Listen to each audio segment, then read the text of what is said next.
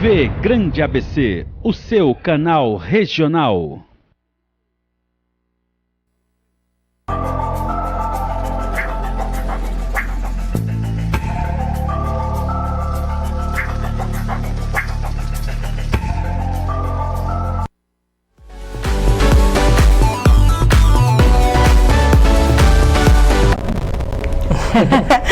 Olá! Olá pessoal, bem-vindos ao Enigmas. Você está entrando em um programa onde o normal é ser diferente. O normal é ser paranormal. E todo tempo é ideal para falarmos do tema de hoje, não é, Cris? Sem dúvida, com assumidade inclusive, né? Sim, não tenha dúvida. E nós estamos aqui ao vivo hoje para vocês para falar sobre um tema interessante. Olha só, a necessidade de expor em ordem cronográfica, apoiada por documentação e fotos analisadas e aprovadas por laboratórios e fontes idôneas, o fenômeno da ufologia e respectivo acobertamento, além de consequente análise de contatos de abduzidos que sofreram hipnose regressiva, detalhada pesquisa da origem da relação entre alienígenas e antigas civilizações e o Egito.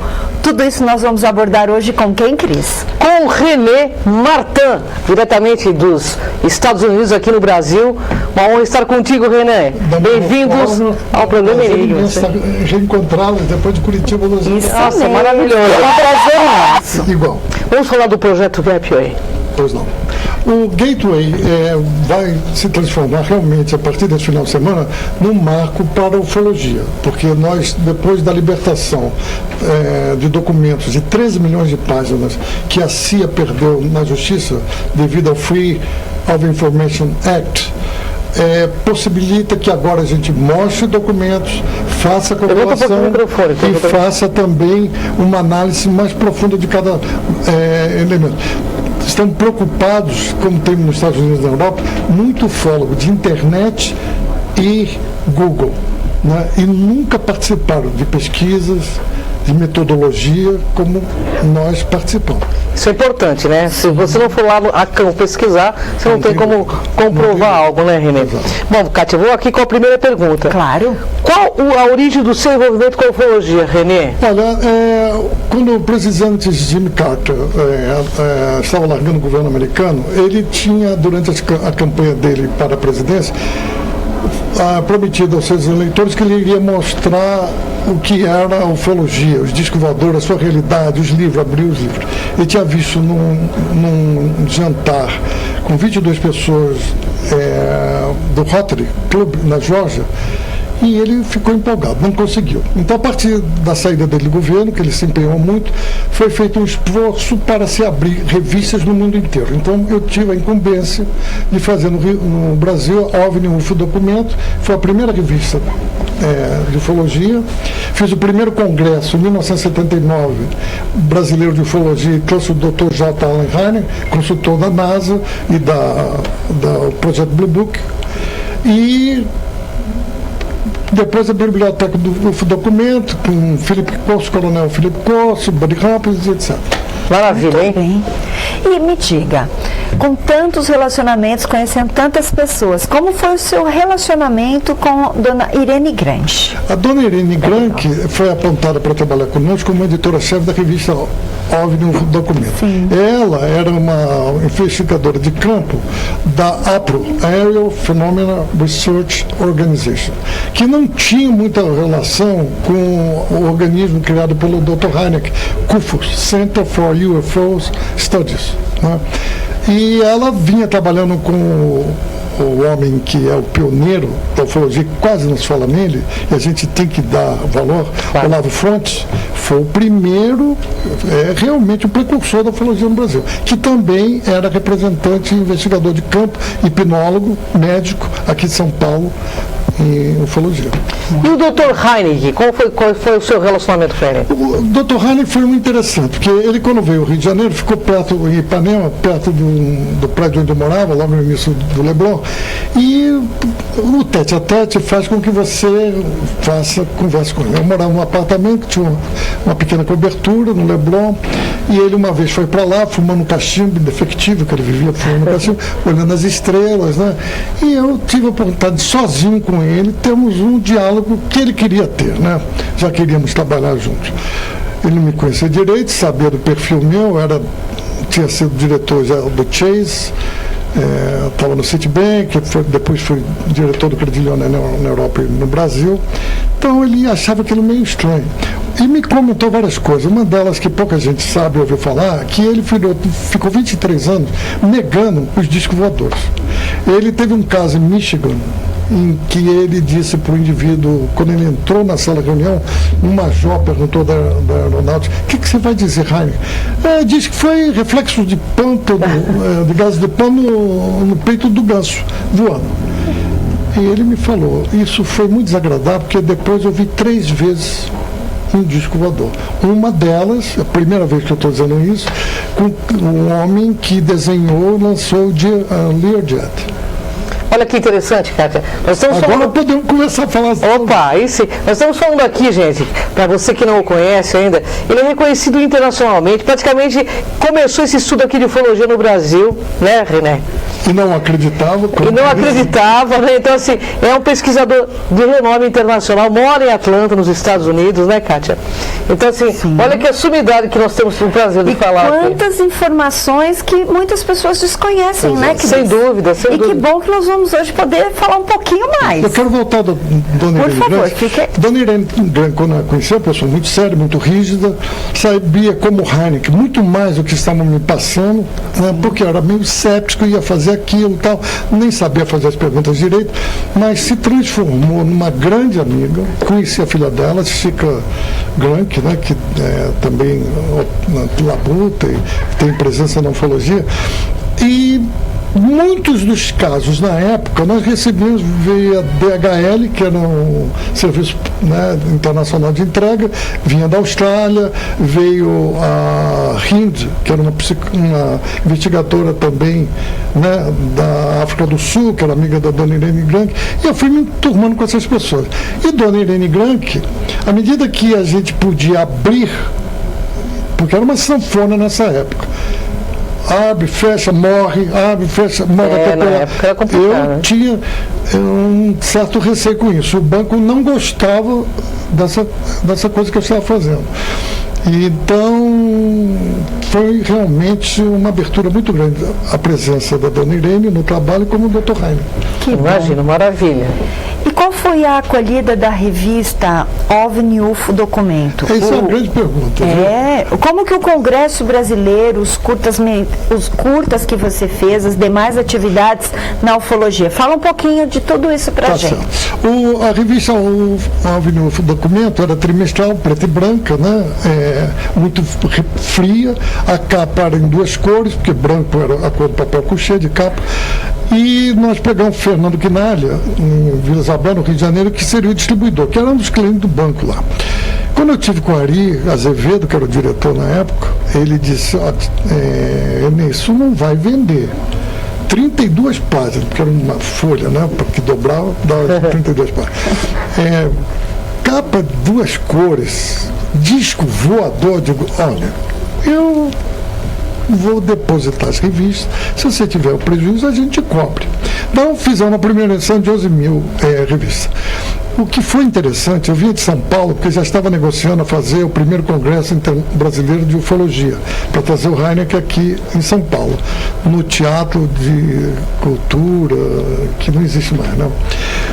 Na volta do avião, que era uma sexta-feira, uma nave veio da Barra da Tijuca até próximo ao aeroporto Santos Dumont e subiu em diagonal em Niterói. Do avião nós conseguimos ver isso. Na segunda-feira a revista saiu, estava em todos os jornais, saiu na revista Veja na outra semana, o evento.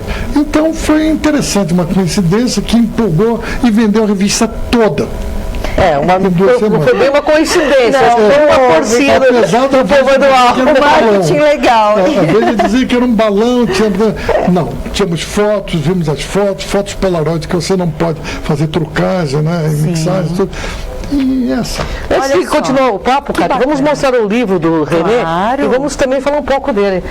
Por favor, vamos colocar o livro do René, que esse é o 4º livro, né, René? Da série. Vamos tirar uma coisa aqui do livro do René. Antes de continuar esse papo gostoso. Muito bom.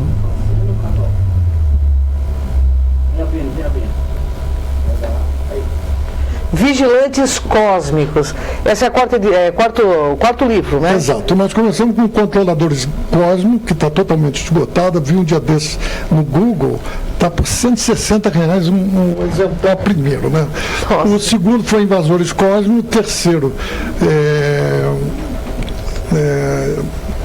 Interventores Cósmicos e agora Vigilantes Cósmicos. É uma série que conta por trás dos panos o que acontece no acobertamento, como é que se pesquisa, como é que se nega, como os agentes operam. Eu não poderia ter escrito esses livros.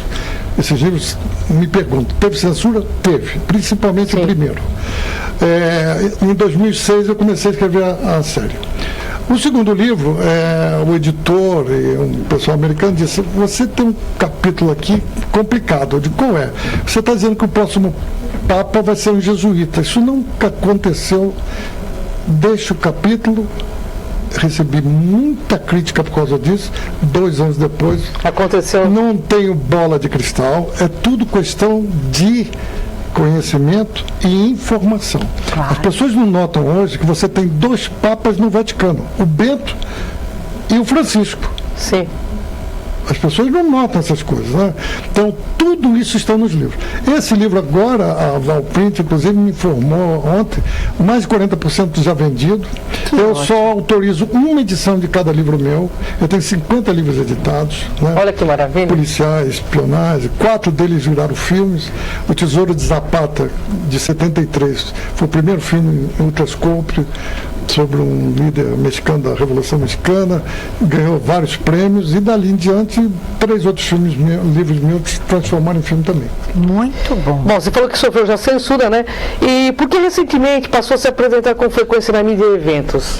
Pelo seguinte, sobre censura, né? Eu, na terceira revista OVNI Documento, recebi de um militar americano um pôster em que você afixava na cabine de comando dos navios mercantes canadense e americano. Você tinha assim, são avião, são navio, são submarino, são jato ou um UFO. Olha.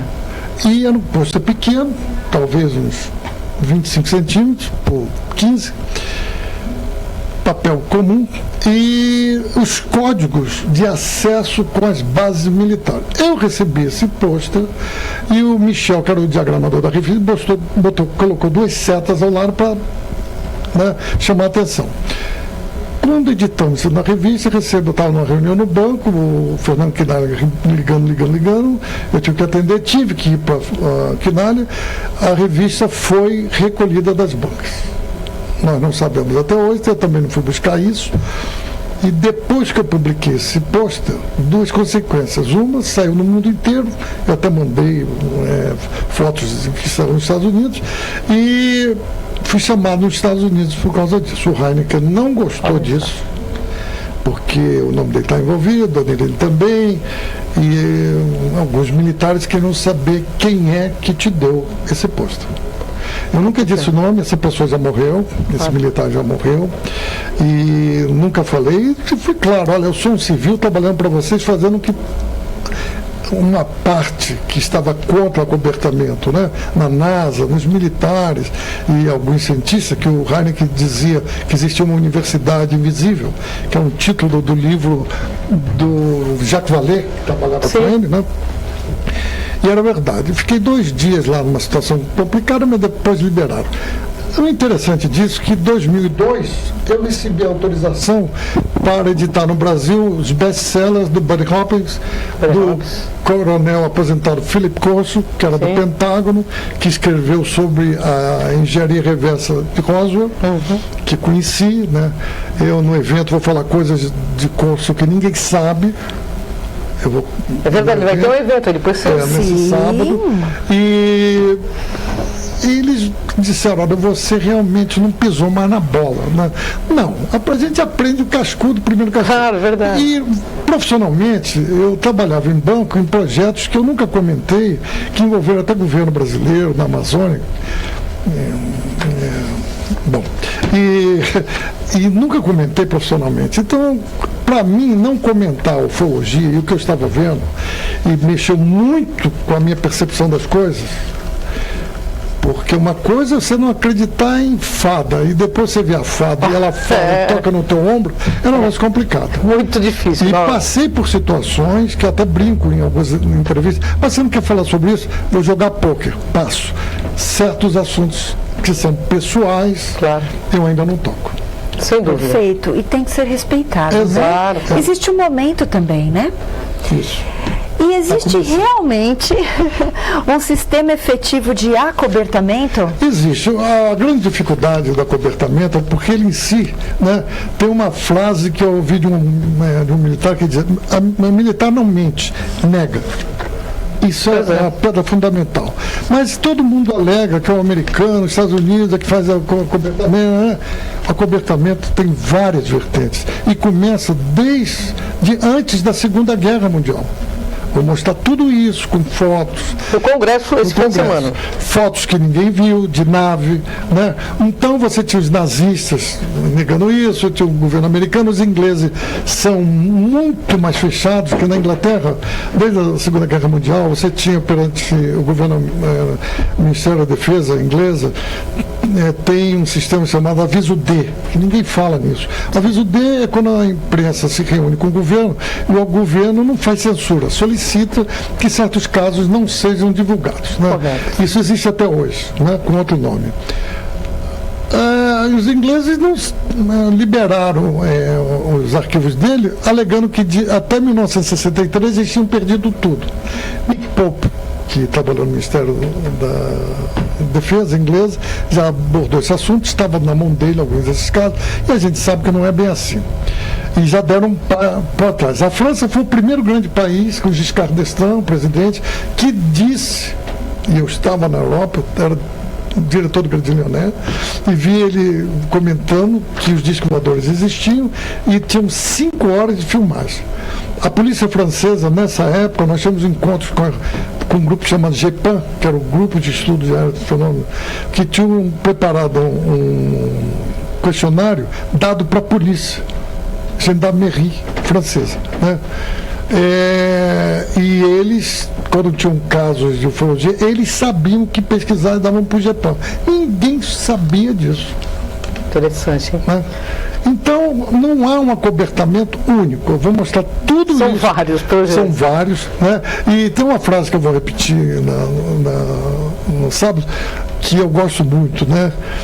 Que dizia o seguinte: 3 pessoas para guardarem o segredo, 2 devem estar mortas. Pois é, senão não guarda, né? René. Disse tudo. É verdade, o segredo tem que ser de uma pessoa só.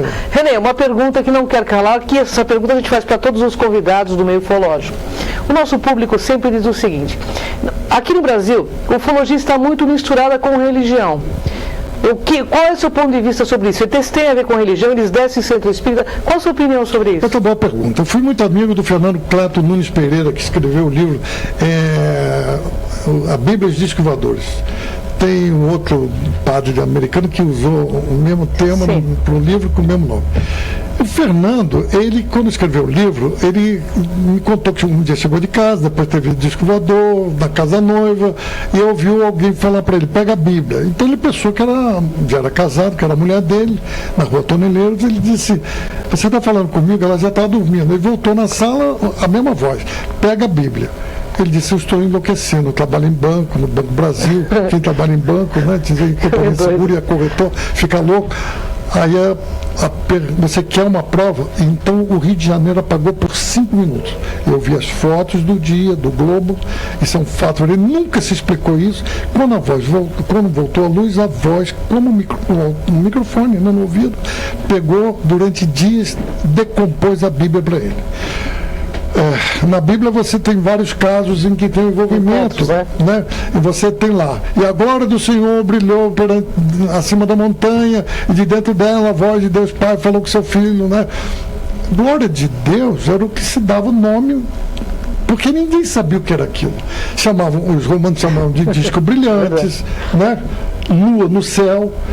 Em 75 a.C., no Senado romano, tinha lá um senador que dizia: e é necessário que este órgão consiga explicar, porque em certa noite temos um sol e 2 luas nos céus. Ninguém sabia disso. Como não se sabia também, quando se dizia que estava dentro de uma nave, na época que comecei a ufologia, 78, 79, como é que o sujeito está dentro da nave, está vendo ela toda ao redor dela? Isso não existe, a nave não é transparente. Hoje, com câmeras, você sabe que isso é possível, até através de satélite. Então imagine, há 2.000 anos atrás, mas as relações com ufologia vêm desde a Índia, dos Vimana, 20.000 anos atrás. Quer dizer, mas ET desce no centro espírita ou não? ET desce no centro espírita? Olha, isso é um assunto muito longo e eu quero respeitar as pessoas que estão trabalhando nisso. Eu vou falar um caso só. Tinha uma senhora, uma menininha da Bahia, ela tinha uns 103 anos, eu e Dona Irene estivemos com ela. E ela tinha no quarto dela uma Iemanjá pintada no teto quando ela atendia as pessoas. E um dia ela dizia: mas eu não quero morrer sem ver uma entidade. E ela nos contou, por isso que nós estávamos lá, que um dia ela rezou tanto que apareceu uma entidade pequena, cinza, com a cabeça que nem um rato, que é uma raça rara. E ela se assustou muito com aquilo. A dimensão que nós vivemos, e quem está me ouvindo vai dizer: o sujeito estava indo bem, agora enlouqueceu. Isto que nós vemos aqui não é a Matrix que nos deram. Nossa percepção para viver nesta dimensão, com essa carcaça humana. É isso. O cachorro, às vezes, eu sempre falo isso, está latindo numa porta e o dono diz: para de latir. Ele está vendo, é verdade, que você não está vendo. Os animais são perceptivos a isso, pela visão e tudo mais. Então, a ufologia também não é para muita gente, é para poucos, porque tem que pesquisar. Você tem que entrar nisso com uma visão ampla. Não pode dizer: isso não é possível, isso não é, eu não acredito. Ou você entra para pesquisar e depois tirar a sua própria verdade. Sem dúvida. Né? Porque Freud dizia, né? Tem até um livro sobre isso, um filme, A Terceira Verdade. Existe a primeira verdade, todo mundo sabe, é o boato. A segunda verdade é o segredo que poucos sabem. A primeira verdade é aquela que só você conhece. É verdade. E cada um tem uma verdade. Exatamente. E nós temos que respeitar isso. Sem dúvida, sem dúvida. Fala um pouquinho mais, por favor, então, do projeto. O que ocorrerá esse final de semana? Porque nós já estamos nos nossos momentos finais. Então, é o convite. Bom, o Paulo Iannuzzi tem um trabalho pessoal, presencial no Egito há muitos anos, fotos próprias, e tem uma correlação de estudo desde a antiguidade, passando pelo Egito, Bolívia, Peru, e vai fazer essa apresentação dele.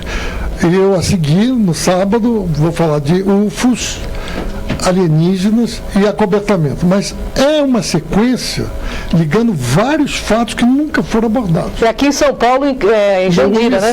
O Teatro MC. Em Jandira. Né? Então, e a Gilda Moura, no domingo, vai falar de abduzidos e contatados, que é uma coisa diferente. Ser abduzido é uma coisa, ser contatado é outra. Sim. E a rede social do Renê é Renê Martin, _UFO. Por lá você pode entrar em contato e saber mais informações sobre esse maravilhoso congresso e projeto. Tá bom? Tem o Instagram dele aí também. Isso, é no Instagram. O livro pode ser comprado na revista UFO, marinês com Z, .revistaufo@gmail.com. Antes de encerrar esse bloco, que a gente está no finalzinho, deixa sua mensagem a todos os pesquisadores, os amantes desse tema, que eu sei que você é um expert, né? E conhece muito, pesquisa muito, praticamente fundou a ufologia no Brasil, pelo que sei, né? Deu um tique, né? Deu um tique, né? O que eu tenho dito é o seguinte: ninguém é dono da ufologia, ninguém é dono da história, todos nós temos que ficar irmanados, trabalhados em prol do conhecimento. Eu vejo muita cisão, certos egos, não é por aí, sabe? Eu fiquei afastado muitos anos pela posição profissional de vários países que eu trabalhei, função junto a 2 estados americanos. Então, eu estou aqui para divulgar. Estou autorizado, tive em Washington, agregar, vi tudo, o governo americano está pedindo para retardar, mas o governo russo e o chinês já abriram na Europa. Você não vê isso aqui na televisão, nem nos Estados Unidos. Então, essa é a hora, trabalhar junto em prol do conhecimento humano. É isso que tem que ser feito. E os ETs chegam quando? Peraí, Kátia. Os ETs chegam quando? Eles já estão aí há muitos anos. Só a gente que não percebeu, né? Exatamente. Gratidão, viu? Gratidão. É uma honra enorme estar comigo. Espero que você possa voltar novamente ao Enigma. Espero que tenha sido à altura dos... Nossa, maravilhoso. Fica o convite para você voltar. Se Deus quiser. Por favor, volte. Viu? Você tem muito a compartilhar conosco. Gratidão, viu, Renê? Honra enorme estar contigo. Pessoal do Enigmas é assim. Aqui, você vê o invisível. Ouve o inaudível. E você acessa o impossível. Até o próximo Enigmas. Até a próxima semana.